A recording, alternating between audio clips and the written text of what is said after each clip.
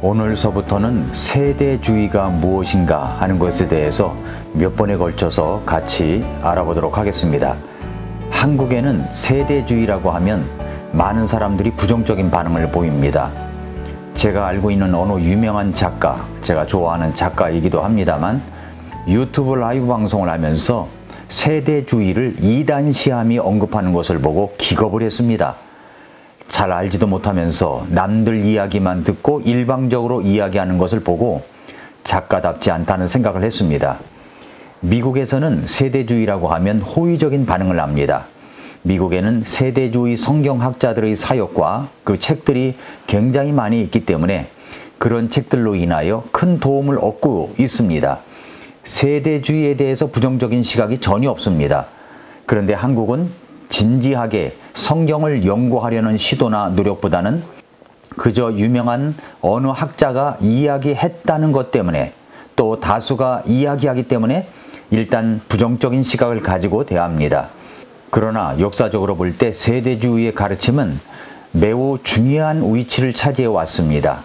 오늘날에도 여전히 진실하게 믿고자 하는 성도님들에게 아주 세대주의는 굉장히 중요한 영향력을 주고 있습니다. 그래서 이번 기회에 세대주의란 무엇인가 이것을 모두 다 소상하게 알았으면 좋겠습니다. 우리나라는 장로교가 일찍 들어왔습니다. 그럼에도 처음에는 이 세대주의가 도입되어서 종말론에서 이 세대주의가 표준이 되어 있었습니다. 그러나 날이 갈수록 칼빈주의가 확고하게 정착되면서부터 장로교는 고전적인 언약주의로 회귀하게 되었습니다. 언약주의 기억해 두십시오. 언약주의. 그래서 그런지 지금 웬만한 장로교 신학계에서는 세대주의를 이단교리 혹은 준이단교리로 가르치고 있다는 겁니다. 왜 그런 것인가를 생각해 봤습니다. 그렇게 된 이유 중에 하나가 한 교회가 신학적으로 또 목회적으로 직면하고 있는 시한부 종말론 때문일 것입니다. 그렇게 된 이유 중에 하나가 한국 교회가 신학적으로 또 목회적으로 직면하고 있는 시한부 종말론 때문일 것이라고 생각이 됩니다. 종말론에 문제가 있다는 겁니다. 국내에서는 우리 주위에 유행하고 있는 통속적 종말론의 해석학적 뿌리가 이 고전적인 세대주의에 있다고 보는 사람들이 많고 어느 정도 이 견해는 사실입니다. 한국 교회에 유행하고 있는 통속적 종말론에는 크게 두 가지가 있습니다. 하나는 신비주의적 종말론, 그리고 또 하나는 세대주의적 종말론입니다. 또 이 둘이 혼합된 경우도 있습니다. 펄시콜레, 이장님, 이단이죠. 이런 종말의 시기를 언제라고 못 받고 예언하고 있는 사람들이 바로 신비주의적 종말론을 갖고 있는 사람들입니다. 그러나 세대주의적 종말론을 믿고 있는 사람들은 콜린 데일, 찰스 라일리, 전심도가 있는 분들은 찰스 라일리가 지은 책 중에 평신도 신학 입문이라는 책을 알 것입니다. 그러나 세대주의적 종말론을 믿고 있는 사람들은 콜린 데일, 찰스 라일리, 관심도가 있는 분들은 찰스 라일리가 지은 책 중에 이 평신도 신학 입문, 이 평신도라는 말을 우리가 잘 안 쓰긴 하지만 일반 성도가 알아야 할 기본적인 신학 지식을 담은 책입니다. 이분이 바로 어떤 분이냐면 세대주의자입니다. 세대주의자. 찰스 라일리는 세대주의란 무엇인가 라는 책도 저술을 했습니다. 이분은 세대주의적 종말론을 믿는 사람입니다. 신비주의적 종말론을 믿고 있는 사람들은 종말에 대한 계시를 하늘로부터 직통으로 받았다고 주장합니다. 이런 사람들은 세대주의적 종말론과는 아주 판이하게 다르게 믿고 있는 사람들입니다. 세대주의는 종말이 온다고 하면서 직통 계시를 받았다고 주장하고 생업을 포기한 채 공동생활을 하며 흰옷을 입고 자정을 기다리는 어리석은 사람은 단 한 사람도 없습니다. 미국은 침례교회가 주를 이루고 있습니다. 1900년대 초반에 나온 성경 중에 스코필드 주석 성경이라는 것이 있는데 이 스코필드 주석 성경의 영향으로 건전한 세대주의가 미국 모든 크리스천들에게 영향을 주어가지고 올바른 신학 체계를 가지고 있게 되었습니다. 미국 정부가 공화당이든 민주당이든 계속해서 중동의 이스라엘을 도와주며 보호하는 이유가 뭐냐면 미국 사람들은 머릿속에 이 세대주의 신학이 확고하게 자리 잡고 있기 때문입니다. 무슨 말이냐면 팔레스타인 땅은 하나님께서 이스라엘에게 주신 땅이라는 이 성경적인 믿음을 가지고 있고 이스라엘을 보호하는 것이 하나님의 뜻이요 신앙을 갖고 있는 자기들의 책임이라고 믿고 있다는 것입니다. 그래서 미국에서 세대주의 신학을 갖고 있는 이 권위가 있고 학구적인 신학교들이 있는데 예를 들어서 댈러스 신학교, 탈봇 신학교, 무디 신학교, 그레이스 신학교, 펜사콜라 크리스천 대학교 및 대부분의 침례교 신학교들은 건전한 세대주의를 가르치고 있습니다. 여기서 이제 펜사콜라 신학교라 하면 PCC를 말하는 겁니다. 미국 플로라주 이 펜사콜라시에는 럭맨이 운영하고 있는 펜사콜라 성경신학원 PBI라고 하는데 그런 PBI와 호르튼이 총장으로 있는 펜사콜라 크리스천 대학교 PCC가 있습니다. 국내에서는 럭맨의 영향을 받은 사람들, 이 말씀 보존학회 이런 사람들이 극단적 세대주의자로서 PBI를 가장 좋은 학교인 것으로 소개하고 있는데 이것 때문에 세대주의의 진짜 모습을 보여진 것이 아니라 극단적인 모습만을 나타나게 되어가지고 많은 사람들에게 큰 오해를 사고 있습니다. PBI는 피터 럭맨의 교회에서 저녁에 밤에 모여 공부하는 야간 신학교에 불과합니다. 야간 신학교라고 무시하는 것은 아니지만 피터 럭맨이 가르치는 이 극단적인 세대주의는 미국과 한국에 많은 무리를 일으키고 있는 것은 사실입니다. 무리를 일으키고 있다는 겁니다. 우리나라에는 말씀보존학회가 그 영향을 받은 곳입니다. 그렇지만 펜사콜라 크리스천 대학교, 이 PCC는 미국 내 보수주의를 이끌고 있는 5천여 명의 학생이 있는 크리스천 종합대학입니다. PCC에서 발행되고 있는 홈스쿨링 교재가 있는데 아베카북이 있습니다. 아베카북. 세계 곳곳에 홈스쿨링 하는 분들이 이 교재를 아주 애용하고 있습니다. 이 교재가 전 세계에서 가장 많이 유통되고 있는 크리스천 교과서입니다. 펜사콜라 크리스천 종합대학에서는 그렇게 홈스쿨링 교재를 판매를 해가지고 그 이익을 가지고 그 신학회 들어오는 사람들에게는 거의 학비를 내지 않고 공부할 수 있게 하는 곳이기도 합니다. 그러므로 이런 것들을 종합해 볼 때 국내에서 때로는 이해되기도 하고 오해되고 있는 것과는 달리 세대주의는 결코 이단이 아니라는 겁니다. 서구에서 언약주의, 칼빈주의라고 하는 것이 있습니다. 그 언약주의와 함께 신학의 골격을 이룬 건전학 신학 체계라는 것입니다. 세대주의가 제대로 신학을 공부한 목사나 신학자라면 누구나 이 점을 부인하지 못할 것입니다. 요즘에는 장로교 목사님들 가운데 미국의 댈러스 신학교나 탈봇 신학교, 세대주의를 가르치는 대학원을 나온 분들이 꽤 있기 때문에 세대주의를 이단이라고 가르치는 곳은 그러한 시대의 흐름을 모르는 사람들일 뿐입니다. 세대주의와 반대되는 것은 언약주의입니다. 세대주의와 언약주의의 가장 큰 차이는 성경 해석에서 발견되는데 그러므로 이 성도가 어느 방식을 취하느냐에 따라서 같은 성경 말씀이 확연하게 다르게 해석될 수가 있습니다. 그러므로 세대주의를 믿고 있는 목사님들이나 성도들이 언약주의를 믿고 있는 분들에게 이단이라고 하지 않듯이 그분들이 세대주의에 대해서 잘못된 것을 주지시켜서는 안 될 것입니다. 언약주의나 세대주의나 모두 하나님의 말씀을 사랑하고 말씀대로 살아가려고 하는 사람들이 대부분일 것입니다. 그러나 두 진영의 큰 차이는 종말론에서 나타납니다. 종말론의 성경 해석 때문에 양 진영이 대립되고 있는 것입니다. 예를 들어서 이제 천년왕국에 대해서 생각해 보면 언약주의는 문자 그대로의 천년왕국은 없다고 믿는 사람들입니다. 그것은 그냥 영구히 지속되는 하나님의 왕국이다 이렇게 믿고 있습니다. 그러나 세대주의는 그렇지 않습니다. 그 천년왕국은 문자 그대로 천년 동안 이 땅에서 이루어진다고 믿고 있습니다. 그래서 천년왕국입니다.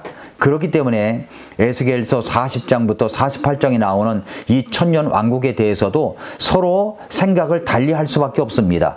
에스겔서 47장에 기록된 이 성전에서 나오는 물에 대한 언약주의적 해석을 블로그에 적어놓은 글의 내용을 인용해서 여러분들에게 한번 말씀드려 보겠습니다. 에스겔서 47장에는 여기에는 성전에서 흘러내리는 모습이 예언되어 있다. 성전의 문지방에서 물이 흘러나오는데 이것이 큰 강이 되고 사람이 건널 수 없는 강으로 나타난다. 47장 5절에 그 말씀이 나옵니다. 그 뒤에 그가 1000규빗을 측량하였는데 그것이 내가 건널 수 없는 강이 되었으니 이는 그 물들이 솟아올라 헤엄칠 물이 되고 건널 수 없는 강이 되었기 때문이더라. 그리고 강의 왼쪽과 오른쪽에 나무가 심이 많고 도달하는 곳마다 모든 생물이 살고 또 고기가 심이 많으며 바닷물, 사야겠죠? 바닷물이 소생함을 얻는다고 한다. 이 예언을 문자 그대로 해석할 수 있을까? 다른 물의 어떤 블로그에서 쓰여진 글을 이야기하고 있는 겁니다. 문자 그대로 예루살렘 성전에서 물이 흘러 사해까지 적시며 사해를 생명의 바다로 바꾸고 고기가 살 수 있도록 할까? 이 예언의 배후에는 명백하게 에덴 동산 이미지가 깔려 있음을 주목하라. 에덴 동산에 흐르는 물과 모든 나무와 산의 모티프가 에스겔서에서 성전을 중심으로 새롭게 그려지고 있다. 예수님은 나를 믿는 자는 그에 비해서 생수의 강들이 흘러나오리라고 말씀하시므로 에덴 동산을 성령 강림으로 재해석하였다. 요한계시록 22장 1절부터 4절은 수정같이 맑은 생명수의 강이 어린 양의 보좌로부터 나오며 강의 왼쪽과 오른쪽에 생명나무가 있어 12종류의 실과를 맺는다고 한다. 즉 에스겔의 상징적인 강이 완성된 형태로 나타나고 있다. 에스겔은 에덴 동산의 회복을 여기에서 바라보고 있지 문자 그대로 강이 예루살렘 성전에서 흘러나올 것을 내다보고 있지 않다.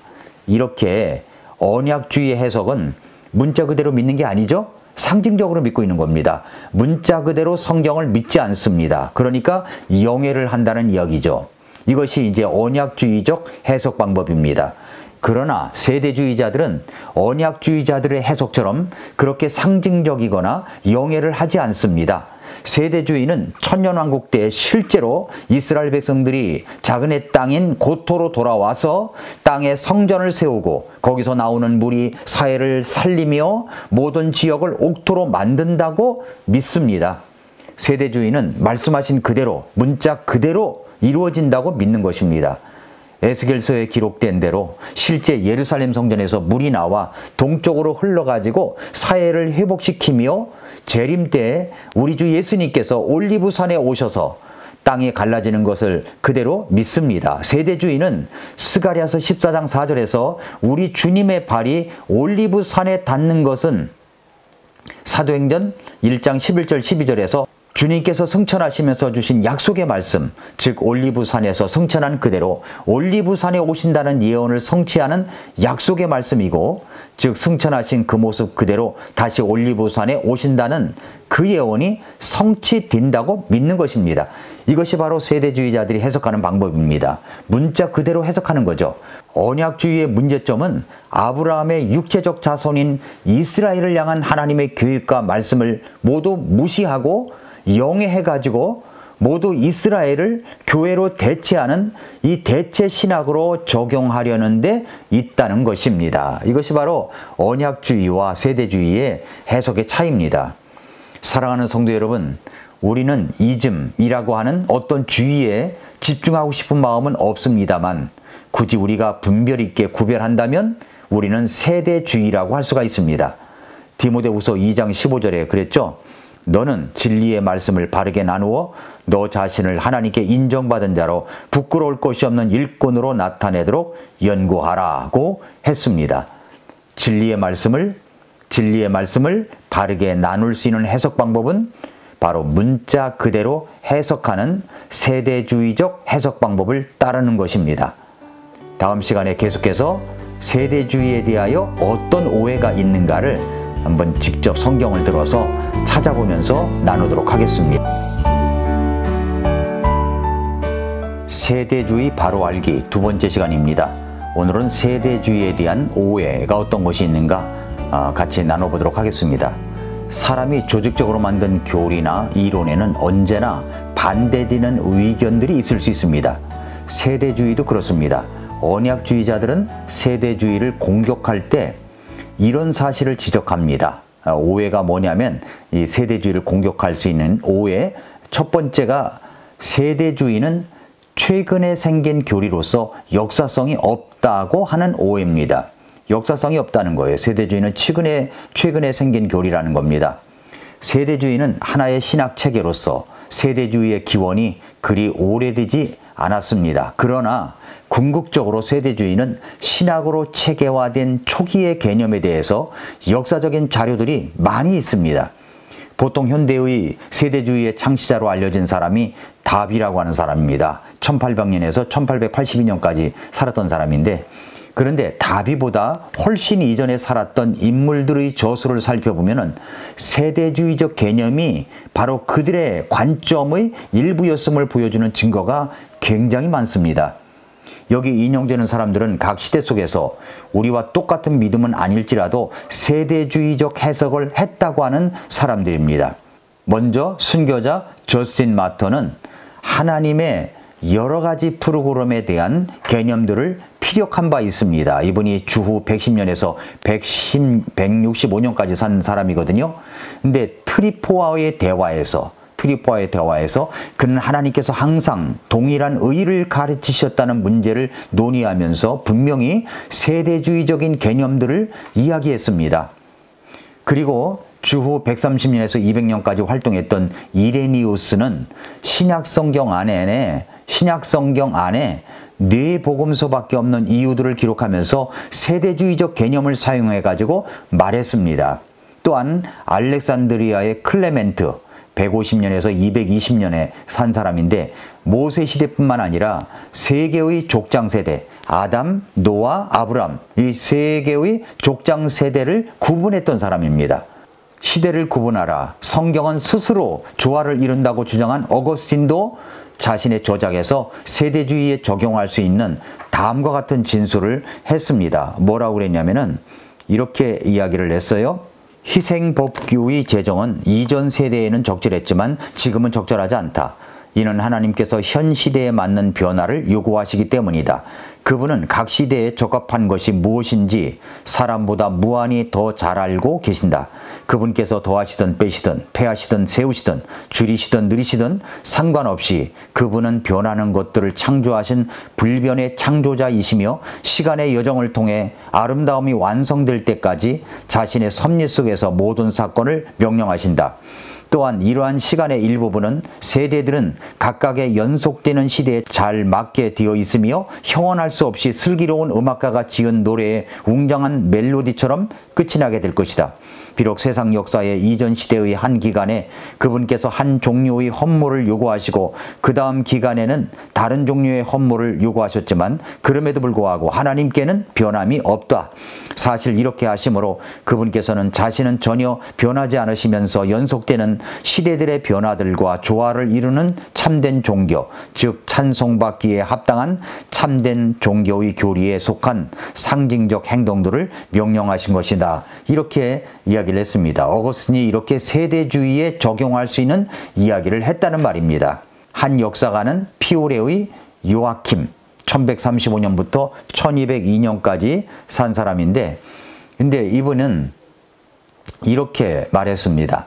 그의 새 시대의 역사 이론, 즉 율법시대, 은혜시대, 영과 의의 미래시대로 나누는 이론은 19세기와 20세기 초의 미국 및 영국의 예언 저술가들이 퍼뜨린 세대주의의 원시적 형태인데, 이 세대주의 역시 인류의 시대를 하나님께서 정하신 단계들, 즉 세대들로 나누는 것이 특징이다. 이렇게 이야기를 했습니다. 그러니까 세대주의는 요한 이후로 여러 사람들이 시대를 구분해 가지고 성경을 바로 보아야 한다는 의견을 피력해 왔다는 말입니다. 그렇기 때문에 위에 언급된 사람들이 초기의 세대주의적 개념들을 이야기한 사람들이라고 말할 수 있는 것입니다.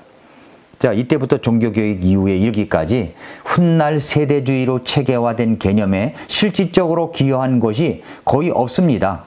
종교개혁의 중요한 교리적 문제들이 해결된 뒤에야 비로소 신학자들은 사람들을 다루시는 하나님의 섭리에 관한 이러한 문제들에 다시 주의를 기울였던 것입니다.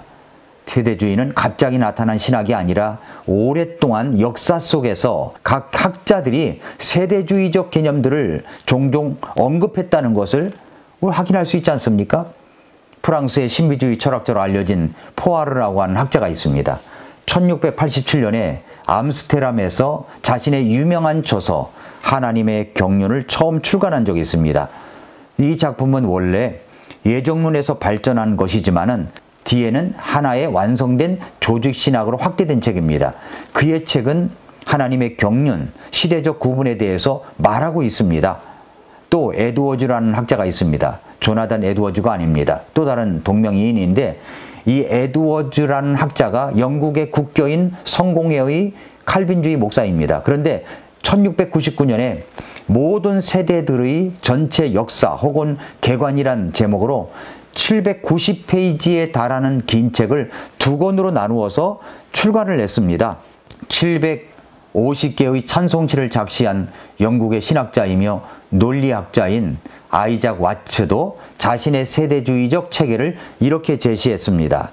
무죄시대 혹은 처음에 아담의 신학, 두 번째 은혜 언약의 아담 세대 혹은 타락 뒤의 아담의 신앙, 세 번째 노아 시대 혹은 노아의 신앙, 네 번째 아브라함 세대 혹은 아브라함의 신앙, 다섯째 모세 세대 혹은 유대교 신앙, 여섯 번째 기독교 세대, 이렇게 세대를 나눴다는 겁니다. 천년왕국이 빠진 것을 제외하면 그의 책에는 지금 이야기하고 있는 세대주의자들의 체계와 동일한 것입니다. 그 이후에 다비 1800년부터 1882년 사이에 이 다비가 세대주의를 체계화하고 촉진한 사람이지만 이 다비나 그가 속한 형제교회가 세대주의 체계에 내포된 개념들을 스스로 창안해낸 것은 아니라는 말입니다. 그들은 그런 개념들이 성경에 있음을 인식하고 성경에서 하나의 체계를 세웠을 뿐입니다. 다비는 이제 성경 번역을 포함해서 권당 600여 페이지 분량의 책 40여 권을 지었는데 그의 작품들은 성경 언어 및 철학과 교회사 등에 대한 그의 해박한 지식을 잘 보여주고 있습니다. 그 이후에 1900년대 이후로 스코필드 등이 전통적 의미의 세대주의를 확립하려는데 그의 책에는 다비와 좀 달랐습니다. 그러므로 세대주의가 다비에서 시작되어 스코필드에 의해 전수되었고 대중화되었다는 주장은 역사적으로 정확한 것은 아니라는 말입니다. 정리하자면 역사를 통해 세대주의의 개념은 주 100년경부터 존재해왔습니다. 다만 현대적 의미의 세대주의라는 개념으로 정착된 것은 최근의 일이라는 말입니다. 여기에는 이유가 있습니다. 이전에는 교회들이 종말론을 진지하게 검토하지 않았었습니다. 그러나 주님의 재림이 가까이 다가오면서 교회들이 종말론 문제를 심각하게 받아들이기 시작했고 종말론과 관련된 특징들을 갖고 있는 세대주의 신학도 체계화되기 시작했던 것입니다. 연대선으로 보자면 교리적 논의는 변증론, 하나님론, 인간론, 그리스도론, 구원론, 그리고 종교개혁 이후에 종말론 등의 순으로 진행되어 왔다는 말입니다. 조직적인 종말론이 최근에 정립되었다는 사실을 보고 현대 학자들이 체계적인 세대주의가 최근에 생겼다는 말이 여기에서 나온 말입니다. 교리적 체계라는 것이 처음부터 잘기에 있었던 것은 아닙니다. 기독교 교리의 발전 도상의 현대 시기에서 종말론에 대한 연구 노력으로 인해서 세대주의의 특징들이라는 좋은 열매가 맺힌 것이다 라고 볼 수가 있습니다. 한번 정리해 볼까요? 세대 개념들은 다비보다 훨씬 오래전에 살았던 사람들에 의해 이미 가르쳐졌던 내용이다. 또한 종말론과 매우 밀접한 관계가 있는 세대주의가 최근에 와서야 세밀히 검토되고 체계화된 것은 종말론이라는 신학 영역 자체가 최근에 와서 비로소 제대로 논의되었기 때문이라는 말입니다. 그러니까 세대주의를 반대하는 사람들이 세대주의는 역사성이 없다는 주장은 잘못된 주장이라는 말입니다. 또 천주교를 반대하는 사람들이 세대주의가 예수회의 회원인 임마누엘 라쿤자가 7년 환란설을 만든 주창자라고 하면서 그렇기 때문에 세대주의를 반대해야 한다고 말하는 사람들이 있습니다. 그러나 이 같은 주장은 천주교를 싫어하는 아일랜드의 개신교도들이 만들어낸 주장입니다. 천주교가 하는 것은 다 틀렸다고 반감을 갖고 선동한 것이죠. 그러나 이것을 알아야 됩니다. 천주교는 삼위일체를 아주 강력하게 믿고 있습니다. 우리도 삼위일체를 믿습니다. 그러면 우리가 삼위일체를 믿고 있다는 사실을 천주교가 그렇게 믿고 있다고 배격해야 합니까? 아닙니다. 우리는 천주교가 믿고 있기 때문에 믿고 있는 것이 아닙니다. 성경에 있기 때문에 믿는 것입니다. 7년 환란설도 마찬가지입니다. 성경에 있기 때문에 믿는 것입니다. 세대주의는 성경이 최종 권위임을 믿습니다. 이 성경이 최종 권위임을 믿습니다. 성경이 어떻게 말씀하고 있는가를 알기 위해서 우리는 성경을 문자적으로, 역사적으로, 문화적인 배경에서 성경을 해석합니다. 이것이 바로 세대주의적인 해석 방법입니다. 사랑하는 성도 여러분, 세대주의는 올바른 성경 해석에서 나온 체계입니다. 이번 기회에 세대주의가 무엇인지에 대해서 확실하게 공부하고 습득하는 그런 시간들이 되시기 바랍니다. 다음 시간에 또 세대주의에 대한 이야기를 계속하겠습니다. 디모데후서 2장 15절 말씀은 너는 진리의 말씀을 바르게 나누어 너 자신을 하나님께 인정받은 자로 부끄러울 것이 없는 일꾼으로 나타내도록 연구하라, 이렇게 말씀했습니다. 세대주의는 이 말씀대로 성경 진리의 말씀을 바르게 나누어서 부끄러울 것이 없는 일꾼으로 드려지도록 말씀을 연구하는 자들입니다. 세대주의에 대한 오해는 극단적인 세대주의자들이 한몫했던 것 같습니다. 세대주의자는 성경을 문자적으로, 문법적으로, 역사적으로, 문화적인 배경을 가지고 해석하여 그 의미를 드러내는 사람들입니다. 지난 시간에는 세대주의에 대한 오해에 있어서 세대주의 역사성이 짧고 최근에 생긴 교리다라는 오해를 풀어서 설명해 드렸습니다. 세대주의라는 단어가 없을 때에도 성경을 문자적으로 해석하고 드러내는 역사적인 개념은 곳곳에 드러나 있습니다. 그것이 바로 곧 세대주의입니다. 극단적인 주장을 하는 사람들이 세대주의는 이단이라고 주장한다면 그분들은 뭔가 착각하고 있는 것입니다. 찰스 라이리가 세대주의자입니다. 그분이 쓴 책이 세대주의에 대한 이해를 돕는 책이 번역되어 한국에 나와 있습니다. 그러면 두란노 서원에서 책을 펴낸 찰스 라이리의 평신도 신학 입문을 책을 쓴 분이 찰스 라이리인데 이분이 이단입니까? 두란노 서원은 그럼 이단인 사람의 책을 펴냈단 말입니까? 앞뒤 알지도 못하고 주장하는 어리석은 사람들이 종종 있습니다. 미국의 달라스 신학교, 탈보 신학교, 그레이스 신학교, 무디 신학교, 펜사콜라 크리스천 칼리지가 모두 세대주의 신학을 가르치는 곳인데 그러면 그 학교들이 이단 신학교란 말입니까? 사랑의 교회 오정현 목사도 탈보 신학교에서 학위를 받았던 것 같은데 그럼 이단 신학교에서 그분이 학위를 받았단 말입니까? 세대주의는 성경을 올바르게 가르치고 해석하여 드러내는 신학입니다. 세대주의는 성경적인 사람들입니다. 세대주의에 대한 두 번째 오해가 있습니다.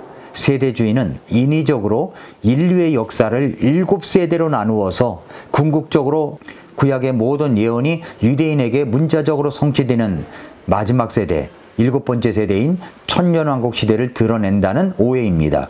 아니 이게 왜 오해가 되는지 저는 잘 모르겠지만 성경을 인위적으로 7세대를 나누고 있다는 오해를 갖고 있는 것 같습니다.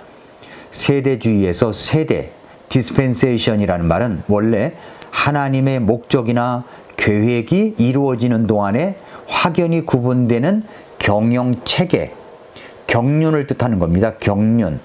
그러므로 세대주의보다는 경륜주의라고 하는 것이 더 맞습니다. 이러한 경영체계가 지속되는 기간이 있어야 하므로 거기에서 파생되어 한 경영체계가 유지되는 기간을 우리말로 세대라고 표현한 것뿐입니다. 이러한 이제 경영체계, 세대의 주요 특징들이 있습니다.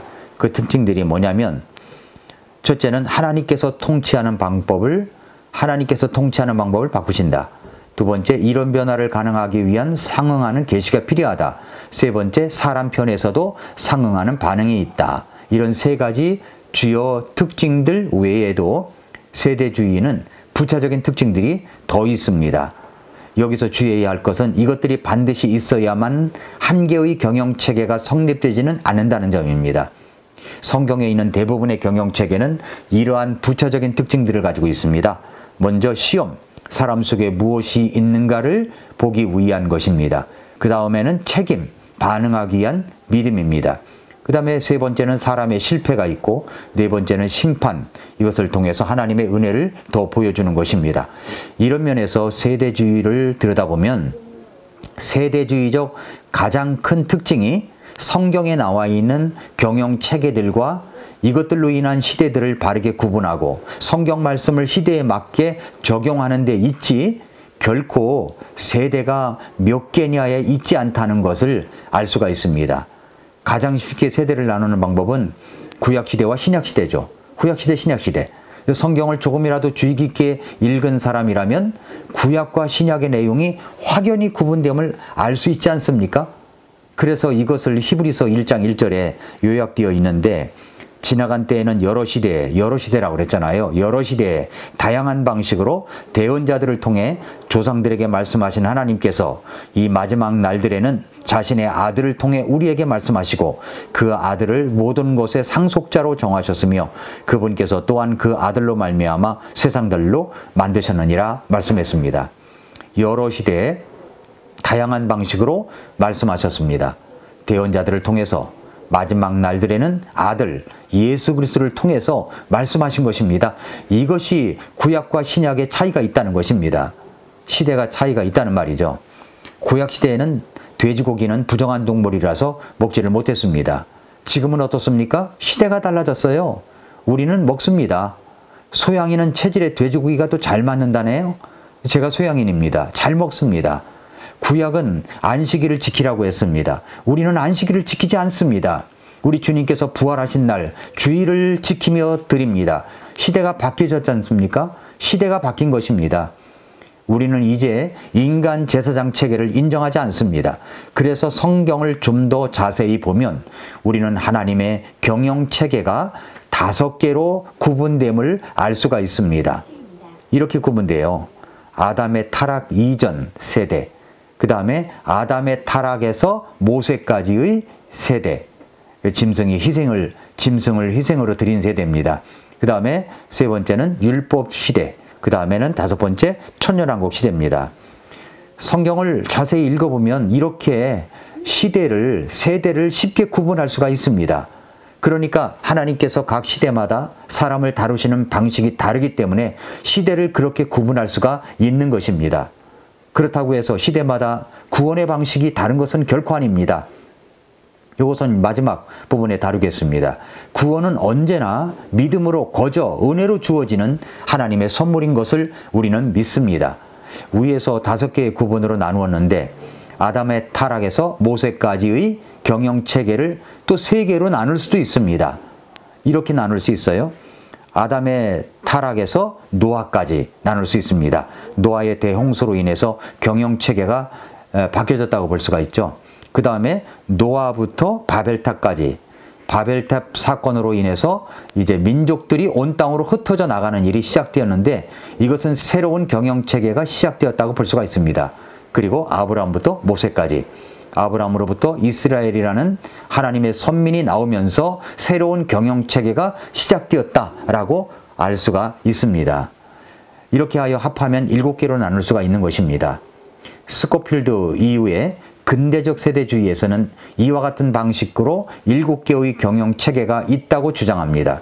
그런데 이 7개 중 앞에 6개는 지난 시간에 말씀드렸던 아이작 와츠, 찬송가 작시자이며 목사였던 성경 연구가였던 와츠가 주후 1700년경에 제안한 것과 똑같습니다. 7개의 경륜으로 이렇게 나누니까 어떤 분은 7년 환란기와 그리고 새하늘과 새 땅을 추가해야 된다고 이야기를 하는 분도 있는데 그렇게 되면 이제 9개로 나눌 수가 있는 것입니다. 이렇게 세대주의적 개념을 가지고 성경을 시대적으로 구분하여 바르게 해석할 수 있어야 한다고 말하는 사람들을 종합해보면 2개에서부터 9개까지 의견이 분분할 수가 있습니다. 그러니까 세대주의는 꼭 7개로 구분해야 한다고 주장하지 않는다는 말입니다. 성경을 보는 관점에 따라서 2개에서부터 9개까지도 나눌 수 있는 것입니다. 다만 확실한 것은 성경은 경영체계들이 각 세대마다 각각 다르다는 것에 대해서는 확실하게 믿고 해석한다는 사실입니다.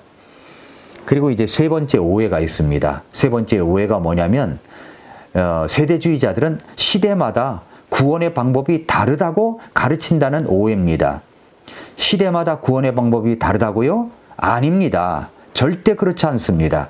그것은 극단적인 세대주의자들 가운데 극히 일부가 말하는 것일 뿐입니다. 이런 극단주의자들은 미국의 럭크맨과 그의 추종자들이 그렇게 주장하고 있습니다. 구약시대와 환란기에는 믿음과 행위가 동시에 있어야 구원받고 천연왕국에서는 믿음이 필요 없고 단지 행위만으로만 구원을 받는다고 극단주의자들은 그렇게 주장합니다. 이것은 매우 비성경적인 주장입니다. 이단적인 교리의 주장입니다. 우리는 대부분의 세대주의는 그렇게 믿지 않습니다. 구원은 은혜로 믿음으로 구원받습니다. 이제 우리는 온전히 하나님께 죄를 회개하고 예수 그리스도를 믿음으로 구원받습니다. 이것은 매우 확실한 것입니다. 구원의 방법은 은혜와 회개를 통한 믿음입니다. 똑같습니다. 그래서 갈라디아서 1장 8절과 9절에 보면은 하지만 우리나 혹은 하늘로부터 온 천사라도 우리가 너희에게 선포한 복음 외에 다른 어떤 복음을 너희에게 선포하면 그는 저주를 받을지어다. 우리가 전에 말한 것 같이 그렇게 내가 지금 다시 말하노니 만일 어떤 사람이 너희가 받아들인 것 외에 다른 어떤 복음을 너희에게 선포하면 그는 저주를 받을지어다 라고 했습니다. 잘못된 복음을 전하거나 다른 복음을 전하는 자에게는 저주가 있을 것입니다. 구원받고서도 행위가 있어야 구원받는다고 가르치는 어떤 대형교회 목사도 마찬가지입니다. 구원은 은혜로 받는 것입니다. 한 번 구원은 영원한 것입니다. 정말 구원받았으면 변화는 자동적으로 따라오게 되어 있습니다. 사랑하는 성도 여러분, 여러분은 올바른 믿음을 갖고 있는 분들입니다. 성경을 문자적으로 해석하고 시대적 구분을 하여 그때마다 하나님께서 경영하는 방식을 인정하며 그 말씀이 주시는 의미를 깨달아 말씀대로 살아가려고 하는 사람들이 바로 세대주의입니다. 다음 시간에 세대주의에 대해서 계속하겠습니다. 우리는 계속해서 세대주의에 대한 이야기를 계속하고 있습니다. 세대주의 신학을 한다는 것은 많은 이점이 있습니다. 어떤 이점이 있을까요? 그것은 성경을 문맥적으로 문자적으로 바르게 연구하는 일을 도와준다는 것입니다. 디모데후서 2장 5절에서 말씀했죠. 너는 진리의 말씀을 바르게 나누어 너 자신을 하나님께 인정받은 자로 부끄러울 것이 없는 일꾼으로 나타내도록 연구하라 그랬습니다. 연구하라 그랬어요. 말씀을 바르게 나눈다는 것은 비유는 비유로 풀지만 대부분 성경은 문맥과 문자적으로 풀어야 한다는 말입니다. 예를 들어서 설명해 드릴까요? 에스겔서 18장 21절부터 24절을 보겠습니다. 이 말씀에서 사람이 율법을 지키느냐 지키지 않느냐에 따라 심판을 받는다고 사람들은 이야기합니다. 말씀을 먼저 보겠습니다. 그러나 사악한 자가 자기가 범한 모든 죄를 버리고 돌아서서 내 모든 법규들을 지키며 율법에 맞고 옳은 것을 행하면 그는 반드시 살고 죽지 아니하리라. 그가 범한 모든 범법들 그것들이 그에게 언급되지 아니하리니 그는 자기가 행한 자기의 의 가운데서 살리라. 주 하나님이 말하노라. 사악한 자가 죽는 것을 내가 조금이라도 기뻐하겠느냐? 그가 자기 길들을 버리고 돌아서서 율법을 행하고 사악한 자가 행하는 모든 가증한 일대로 행하면 그가 살겠느냐? 그가 행한 모든 의가 언급되지 아니하리니 그는 자기가 범한 범법 가운데서 자기가 지은 죄 가운데서 그것들 가운데 죽으리라 그랬습니다. 어떤 목사들은 이 구절들을 인용해 가지고 설교하면서 구원은 바로 이런 식으로 받는 것이라고 가르치기도 합니다. 구원받은 뒤에 구원을 이룰 수 있다고 믿는 사람들은 또 이 구절을 근거로 대면서 자기 교리를 옹호하는 구절로 변호합니다. 그러나 성경을 바르게 믿고 있는 신자라면 누구나 성경의 모든 구절을 문맥에 맞게 해석해야 하는 원칙을 가지고 있습니다. 이 구절들의 문맥은 모세의 율법이며 신명기 28장에 나와 있는 이스라엘의 순종의 복과 불순종의 저주의 말씀과 동일한 내용을 담고 있는 말씀입니다. 신약 성경을 통해서 우리는 이런 구절들이 사람의 구원을 다루고 있지 않음을 잘 알고 있습니다. 이런 구절들을 읽으면서 우리는 사람들의 상태를 볼 수 있고 누구든지 자기 죄를 회개하고 예수 그리스도께 나아가 구원을 받고 순종해야 함을 깨닫게 되는 것입니다. 이것이 바로 율법의 목적입니다. 그래서 갈라디아서 3장 24절에 그랬잖아요. 그러므로 율법은 우리를 그리스도께로 인도하는 감독교사였으니 이것은 우리가 믿음으로 의롭다고 인정받게 하려 함이라 라고 말씀을 한 것입니다. 또 창세기 4장 9절부터 12절도 하나님의 심판에 대한 오해를 가져올 수가 있습니다. 가인과 아벨의 기사에서 가인이 아벨을 죽였음에도 불구하고 하나님은 그를 즉시 심판하지 않으셨습니다. 그러면 이 부분은 그 뒤에 나오는 창세기 9장 6절과 모순이 되는 것은 아닐까요? 모순이 아니라는 겁니다. 왜냐하면 그 당시의 사람들은 그 이후의 사람들과 다른 경륜, 다른 경영 체계 속에서 살았기 때문입니다. 즉 노아의 홍수 이전과 이후에 하나님께서 사람들을 다루시는 방식이 변한 것입니다. 그리고 세 번째, 한국의 감리교나 성결교 같은 아르미니우스주의를 선호하는 교회들은 마태복음 25장 31절부터 46절에 나오는 양과 염소 비유가 있죠. 양과 염소의 비유를 이용해서 행위 구원을 가르치기도 합니다. 여기서 우리 주님은 양에 속한 자들에게 영존하는 왕국에 들어가라고 하시면서 그 이유를 이렇게 말씀합니다. 마태복음 25장 35절부터 36절에 보면은 내가 줄일 때 너희가 내게 먹을 것을 주었고 내가 목마를 때 너희가 내게 마실 것을 주었으며 내가 나그네 되었을 때 너희가 나를 받아들였고 헐벗었을 때 너희가 내게 옷을 입혔으며 내가 병들었을 때 너희가 나를 찾아왔고 내가 감옥에 갇혔을 때 너희가 내게 왔느니라 하리니. 이 구절을 문맥에 상관없이 보면은 주님께서 행위가 있어야 구원받는다는 것으로 가르치는 것이 아닌가 하는 생각이 듭니다. 그러나 그렇지 않습니다. 모든 시대를 통해서 구원받는 길은 똑같습니다. 에베소서 2장 8, 9절에 말씀했지 않습니까? 너희가 믿음을 통해 은혜로 구원을 받았나니 그것은 너희 자신에게서 난 것이 아니요 하나님의 선물이니라. 행위에서 난 것이 아니니 이것은 아무도 자랑하지 못하게 하려 함이라 말씀했습니다. 그렇다면 마태복음 25장과 에베소서 2장 말씀은 어떻게 조화를 이룰 수 있을까요? 문맥적으로 본다면 마태복음 25장은 마태복음 24장과 연결하여 봐야 한다는 겁니다. 마태복음 24장은 세상 끝에 일어날 일들에 대한 말씀입니다. 유대인 제자들이 예수님께 이렇게 물었습니다. 마태복음 24장 3절에서 그분께서 올리브산에 앉아 계실 때에 제자들이 은밀히 그분께 와서 이르기를 우리에게 말씀해 주소서 어느 때 이런 일들이 있으리이까 또 주께서 오시는 곳의 표적과 세상 끝의 표적이 무엇이리이까 이렇게 이야기를 했습니다. 이 질문에 대해서 주님께서는 마태복음 24장에서 유대인들에게 임할 대환란에 대해서 말씀하시는 겁니다. 이방인이 아닙니다. 유대인들입니다. 유대인. 깨어있으라고 하시죠. 그래서 마태복음 25장과 연결돼 가지고 열처녀 비유를 말씀하시는 것입니다. 마태복음 25장을 보시면 1절에서 그때라는 말로 시작되는데 그때가 언제입니까? 유대인들에게 임할 대환란 때에 라는 말입니다. 그때에 라고 하시면서 열처녀 비유를 말씀하시는데 이것은 세상 끝에 하늘의 왕국이 땅에 이루어지려는 그때에 관한 말씀입니다. 그리고 이어서 양과 염소에 관한 이야기를 하시는 것은 요엘서 3장에 나오는 민족들에 대한 심판을 말하는 것이고 여기서 양에 속한 것으로 판명된 자들은 육체를 입고 천년왕국에 들어가고 그렇지 않은 자들은 지옥불 속에 들어가게 된다는 말씀입니다. 이것은 마태복음 13장 36절부터 43절에 나오는 가라지 비유의 설명과 똑같은 겁니다. 그러므로 문맥적으로 볼 때 이 부분은 결코 행위 구원을 말하는 것이 아니라는 말씀입니다. 물론 양에 속한 자들은 그리스도에 대한 믿음을 가졌으므로 그 믿음에 상응하는 행위를 합니다. 행위로 구원받지 않는 겁니다. 이러한 말씀이 마태복음 7장 15절부터 23절에도 나옵니다. 나무가 좋으면 믿음이 있으면 좋은 열매를 맺고 나무가 나쁘면 즉 믿음이 없으면 악한 열매를 맺는다는 말씀이 있죠. 그러므로 악한 열매를 맺는 나무는 모두 불 속에 들어갑니다. 이 말씀은 또 야고보서 2장의 말씀과도 일맥상통하는 말씀입니다.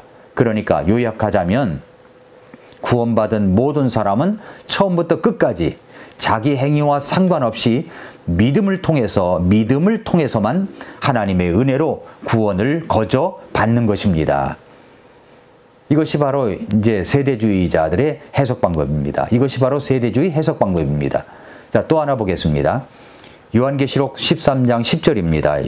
요한계시록 13장 10절에 보니까 포로로 끌고 가는 자는 포로로 잡혀갈 것이요 칼로 죽이는 자는 반드시 칼로 죽임을 당하리니 여기에 성도들의 인내와 믿음이 있느니라 라고 했습니다. 이 구절은 문맥적으로 볼 때 바로 그 후에 13장 1절부터 8절에 기록된 적그리스도의 통치를 이야기하고 있습니다. 그러므로 10절은 8절에 있는 것처럼 적그리스도가 세상의 모든 사람에게 명령하여 자기에게 경배하게 한다는 것을 보여주는 말씀입니다. 그렇게 하지 않은 자들은 칼로 죽임을 당하게 됩니다. 그러므로 이 구절은 아무 때나 칼을 사용하라는 것과 상관이 없습니다. 그러므로 요한계시록 13장 10절이 경고하는 바는 적그리스도와 그에게 경배하지 않는 자들과 벌이는 전쟁에서 그와 함께 연합하지 말라는 말씀인 것입니다.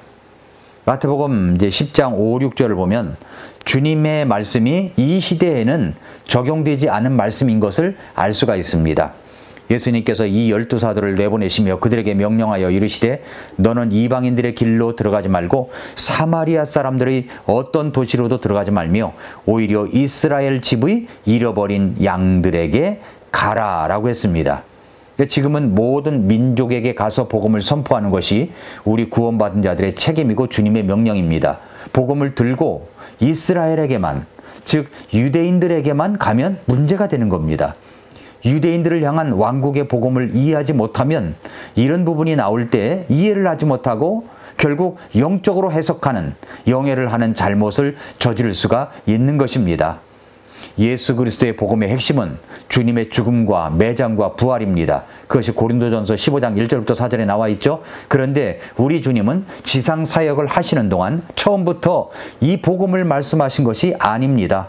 예수님은 처음에는 유대인들에게 그들이 고대하던 하늘의 왕국, 즉 하늘에서 땅에 임하는 메시아 왕국에 대해서 선포하셨습니다. 마태복음 3장 2절에 또 4장 17절에 그 말씀이 나옵니다. 마태복음 10장도 같은 맥락의 말씀입니다. 하늘의 왕국의 복음에는 우리 주님의 죽음과 매장과 부활이 핵심이 아니라 메시아가 와서 메시아 왕국을 설립하니 회개하고 왕국을 받으라 하는 것이 초점이었습니다. 그러나 주님의 사역이 진행되면서 유대인들은 조직적으로 민족적으로 예수님을 메시아로 받아들이지 않았습니다. 그러면서 왕국은 연기가 된 것입니다. 이런 말씀이 이제 마태복음 23장 37절부터 39절에 분명히 기록되어 있습니다. 뭐라고 하셨습니까? 오 예루살렘아 예루살렘아 대언자들을 죽이고 네게 보낸 자들을 돌로 치는 자야. 암탉이 자기 병아리들을 자기 날개 아래에 모음같이 내가 얼마나 자주 네 자녀들을 함께 모으려 하였더냐. 그러나 너희가 원치 아니하였도다. 보라 너희 집이 버림받아 너희에게 황폐하게 되었느니라. 내가 너희에게 이르노니 이제부터 너희가 말하기를 주의 이름으로 오시는 분을 찬송할지어다 할 때까지 너희가 나를 보지 못하리라 하시니라 말씀했습니다.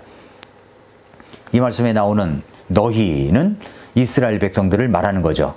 유대인들이 끝까지 자기를 배척하는 것을 보시면서 우리 주님은 자신의 지상사역의 말기에 이르러 드디어 자신의 죽음과 매장과 부활에 대해서 말씀을 하셨던 것이고 이것은 마태복음 16장에 잘 나타나 있는 겁니다. 마태복음 16장 18절에서 우리 주님은 새로운 유기체인 내 교회를 세우겠다고 미래형으로 말씀하셨죠. 그러므로 이 말씀대로 교회는 그 전에는 존재하지 않았다는 겁니다. 이 말씀 다음 시간에 이것에 대한 말씀을 상세하게 전하겠습니다. 마태복음 16장 18절 이전에는 교회가 존재하지 않았습니다. 뭐라고 말씀하셨습니까? 내가 또한 네게 이르노니 너는 베드로라. 이 반석 위에 내가 내 교회를 세우리니 지옥의 문들이 그것을 이기지 못하리라 라고 했습니다. 16장 21절도 정말 중요한 구절입니다. 그때부터 예수님께서 자기가 반드시 예루살렘으로 가서 장로들과 수제사장들과 서기관들에게 많은 일들로 고난을 당하고 죽임을 당하며 셋째 날 다시 일으켜질 것을 자기 제자들에게 보이기 시작하시니 라고 했습니다. 이렇게 교회를 세우겠다고 선언하신 뒤부터 우리 주님은 비로소 자신이 죽고 묻히고 부활할 것을 말씀하시기 시작한 것입니다. 그 전에는 이런 말씀을 하신 적이 없었습니다. 우리 주님은 이제 새로운 경영체계가 이루어질 것을 말씀하신 것입니다. 사랑하는 성도 여러분, 이렇게 세대주의 신앙은 성경을 문맥적으로 이해하고 풀기 때문에 올바른 믿음을 가질 수가 있게 되는 겁니다. 세대주의 신앙은 성경을 문자적 문맥적으로 역사적인 배경과 문화적인 배경을 생각하고 해석하고 풀어가는 그런 믿음을 가진 자들입니다. 오늘도 미라클 모닝입니다.